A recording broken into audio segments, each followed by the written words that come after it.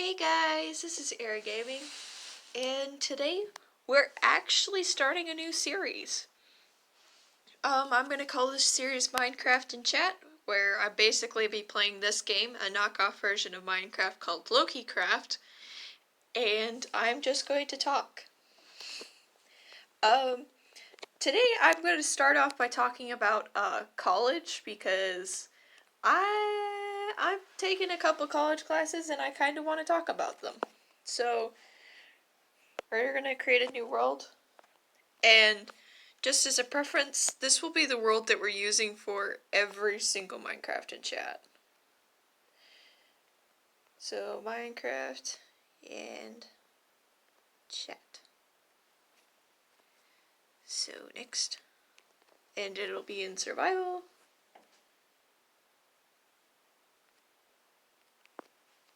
Create world.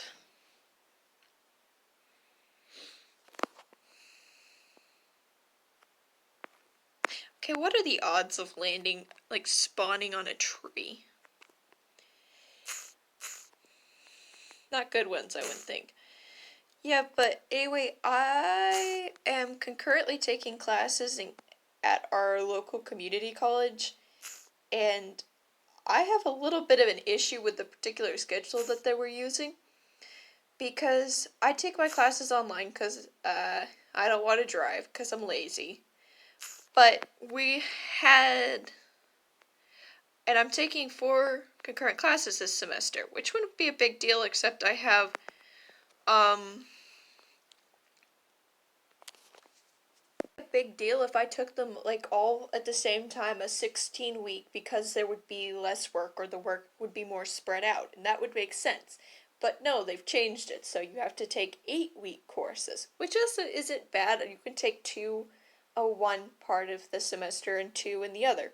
No, I had my humanities 2 in the first half of the semester, and I had English, math, and world civilizations in the second part of the semester, which is really stupid. Because, like, it would make more sense to have 2 classes in the first part of the semester, and 2 classes in the second part of the semester. But it's kind of whatever at this point.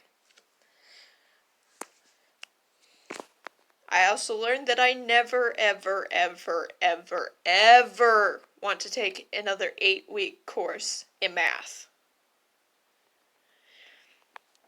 It's not that I think it's too difficult, it's that, it's... Okay, I scratched that. It is too difficult for me. And I personally think I am reasonably good at math. It's just, there's too much going on at one time. My teacher made it so that we have 1 to 2 assignments due every day that's like a weekday.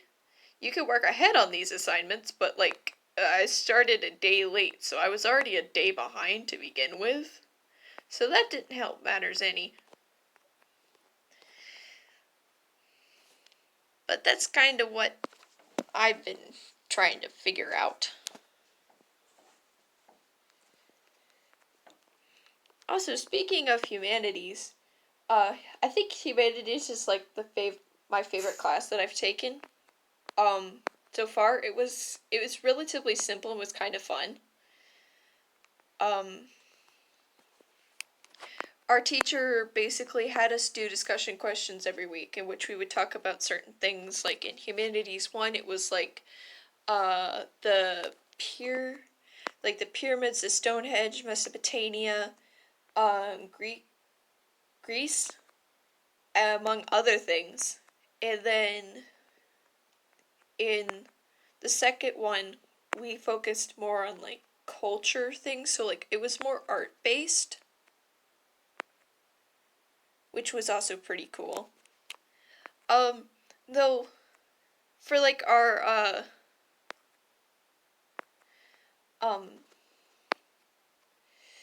like, you know how the like midterms and finals we had like papers due? I took Humanities 1 in like the summer, so my teacher just basically went screw the final and we never did it. Um, but we did do a midterm, which her midterm or their midterm was a paper. It was a research paper. It was a 3 to 5 page research paper. And this is gonna sound crazy stupid, but it was my favorite part because you could write about anything you wanted to. I think one person wrote about cults. I myself personally, I wrote about like Egypt, like subtle things Egypt has given the world.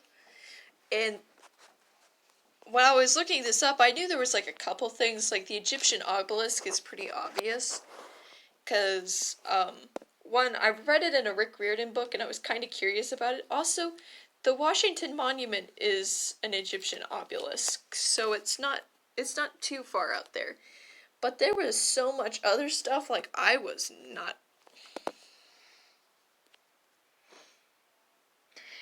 There was a lot of other stuff that I really wasn't expecting. Like, like, it seems pretty self-explanatory now that, Egypt initially made like makeup first. But what I didn't know was um, ancient Egypt had one of the first recorded peace treaties, which was pretty cool.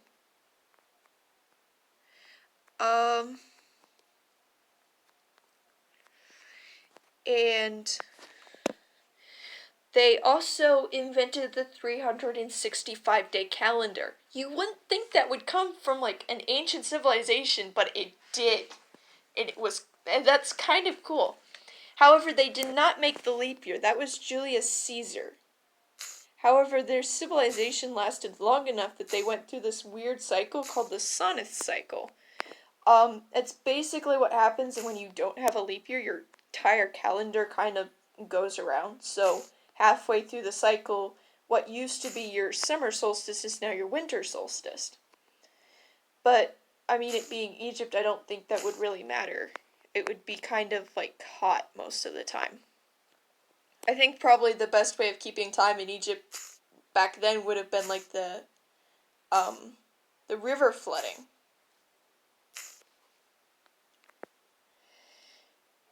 But that was a couple of really cool things that I found. Or, back to the Egyptian obelisk, unlike the, Washington Monument, Egyptian obelisks were not hollow. They were just a straight up piece of rock that somebody decided, I'm gonna put upright.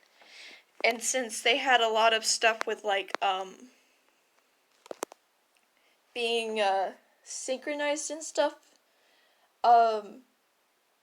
there was usually 2 of them.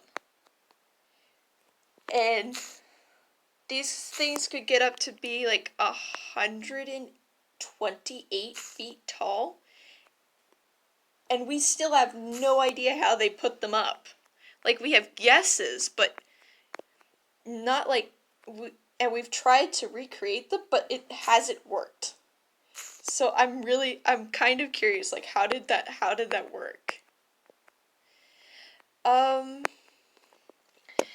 but I think that was like my favorite part.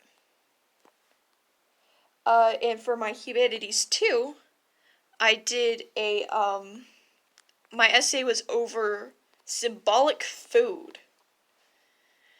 Um, like food that has like really large symbolism. Uh, so like foods eaten around New Year's often have a lot of symbolism. So like collard greens are often eaten for like good fortune in the coming year, and I think black-eyed peas or beans are eaten during Kwanzaa for good luck. Hanukkah has eats a lot of fried foods because it's symbolic of the oil that was used during that time period to like light lanterns. And Christmas has like a lot of like traditional foods. But they usually have a pretty close symbolism to like uh New Year's stuff. I think like the Feast of Seven Fishes, which is like it's common in like e- um, Italian families that live in the U.S.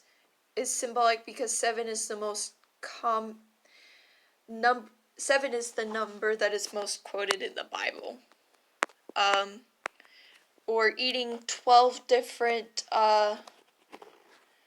having 12 different dishes to represent the 12 apostles was also something that was a pretty big theme.